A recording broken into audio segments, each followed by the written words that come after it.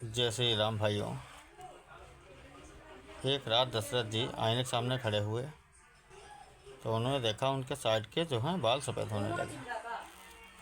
उनको ऐसा लगा कि अब राजपाट जो है हम नहीं संभाल पाएंगे, तो श्री राम के लिए जो है घोषणा कर दी कि सुबह राजगद्दी पर श्री राम बैठेंगे।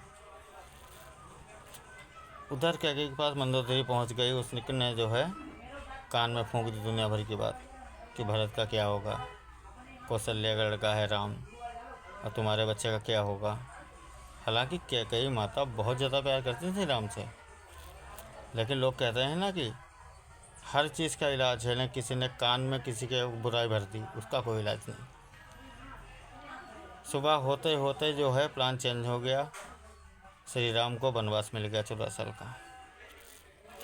लेकिन इस बात में भी लॉजिक है, अगर वो 14 साल के लिए वनवास ना जाते तो मर्यादा पुरुषोत्तम राम नहीं कहलाते, वो एक साधारण आदमी हो जाते जैसे राजा होते हैं।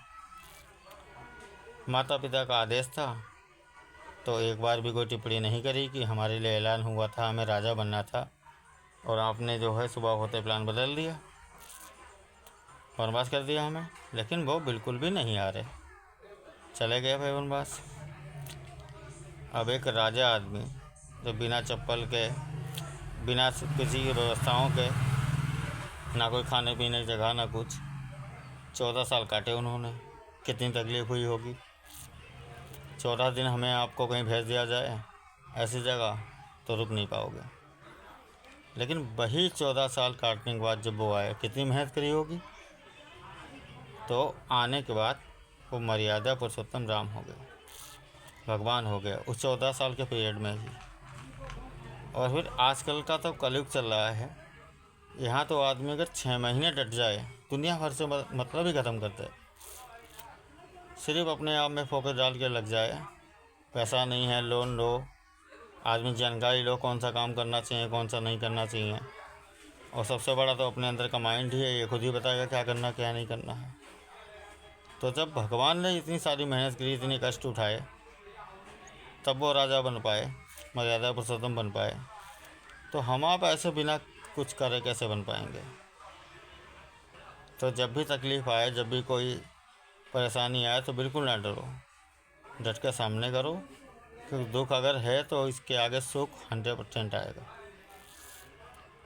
तो इसलिए फोकस डालो, सफलता ज़रूर मिलेगी, लेकिन मेहनत करनी पड़ेगी। और मेहनत का दिमाग भी लगाना पड़ेगा। ये नहीं है कि 5,000 रुपये सैलरी है, सोच रहे हैं 5,000 रुपये में क्या कर पाएंगे। बहुत कुछ कर पाओगे। 2,000 रुपये फिक्स कर लो, 24,000 रुपये हो गए साल में।